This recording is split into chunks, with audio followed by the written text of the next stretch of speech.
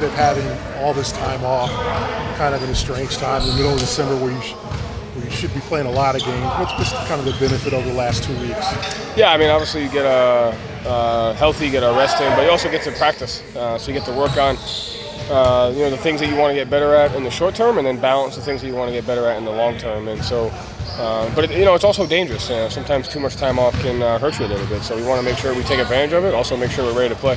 How do you avoid that danger?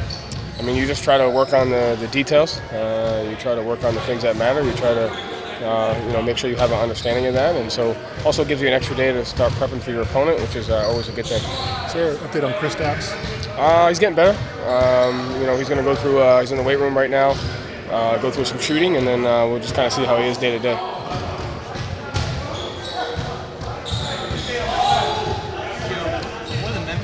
About Al's growth as a screener. It feels like an area in general people don't get enough credit for. Is there anyone else on the team that you feel like makes more of an impact on the credit that they get? Yeah, I wish there was a way to put screen assist on the box score because it's just a play that is not easily recognizable. But I think the team in general, especially once we acquired the likes of KP and Drew, and our team became well-rounded, we've seen so many different coverages, so many different matchups. And I think the league is changing defensively to different coverages throughout a game quickly. And so, our recognition to screen versus the proper coverage is very important to our offense. And so the team takes a lot of pride in working on that. So I'd say everyone has worked on it, and it's a responsibility for everyone to continue to get better at it. Richard talked about wanting to be more well-rounded. What did you like in his games for the season? Yeah, I think buying into that. I think one of his biggest strengths is, he plays without an expectation. He doesn't expect to get the ball. He doesn't expect to have a play call. He doesn't expect to impact the game in this way. Just comes into every game very open-minded. Does a great job when he's on the bench, being aware, is giving the game what it needs, whether it's offensively, defensively, or both. And when you play with that type of freedom, you're able to impact the game in so many different ways. So, you saw 11 rebounds in a night. You saw 12 assists. I think he had 12 assists 2 nights ago. And then his ability to score, but his defense and his ball pressure. So, just willing to impact the game in different ways and playing with a level of open-mindedness.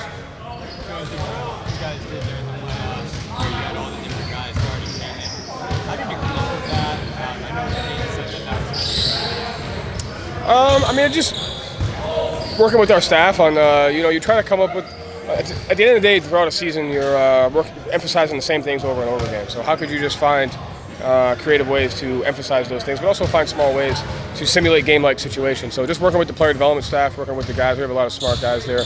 They come up with a lot of different drills that are important to the team, but also to the longevity of the season. How do you think that was helpful? What do you feel like it kind of it just simulated a game-like environment. It simulated, a read. It simulated something that you had to constantly work on, and I think it put Peyton in a position to where, he had to understand who he was being guarded by and what are the strengths and weaknesses, per each matchup.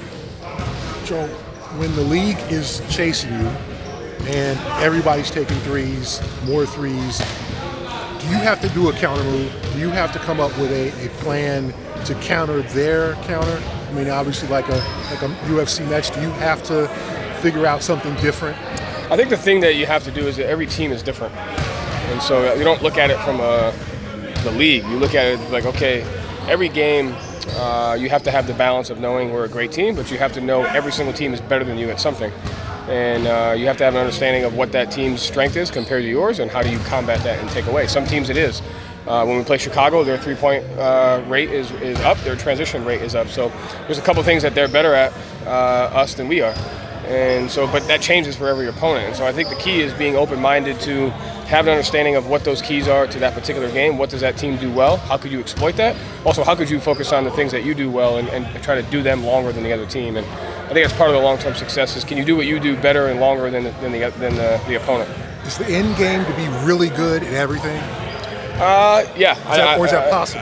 I think it's relatively possible. I mean, I think right now, what are we, first and fourth or second and fourth offense? I think it's to be the well-balanced team. Last year we were first and second. This year we're second and fourth or something like that. So I think it's balanced. You want to be well-balanced to where you're effective on both ends of the floor. But I think a bigger key than that is being open-minded and having an understanding that you may have to change. You may go up against a team that's better than you at two things, and you have to find a way to combat that. So just as much as balance is important, I think the open-mindedness to know where your weaknesses are and work on those are just as important, if not more. How much does a goaltending pain? Who got one last game? When you guys know? A lot. I mean, it's a lot. Yeah. Why you ask that? I was just talking to Nimi about his goaltending. He's gotten a lot better at it. Yeah. I can't think of a dumber play in basketball. And so, how much did you work with him on that? How much did you emphasize that with him? How much of his process has that been? To me, for Nimi, it's never been about that one particular thing, right? It's been about holding Nimi to the standard of where I think he can be, not where he is. And credit to him, he's done a great job of that. Like the other night, he didn't. I think he played 12, 14 minutes, or to put him in when it was like a 18-point game. And he has the willingness to want to be coached, whether it's a close game or whether it's not a close game. And so we put him in at 18, and he gives up a corner three because he overhelped in that situation. Where in the first, second quarter of a game, that might be the right play. But when you're not looking to give up threes and you want to try to force different shots, especially when it's a double-digit lead, you can't have that play. And so he's very, open-minded to being coached regardless of the circumstance. And he had another play where he got the switch. We threw him the ball, and I think Champagne took it from him. And I was really hard on him on those two plays because those two plays translate to the meat of the game, to when you have to be at your best. And so he's great because he's got thick skin. He wants to be coached. He wants to hold himself to a higher standard. So it's not about that one thing. It's about holding him to a high standard regardless of if he's playing in the meat of the game or if he's playing at the end of games. It's a standard that he's got to play to. He's really upheld that. Thanks, Joe. Appreciate it.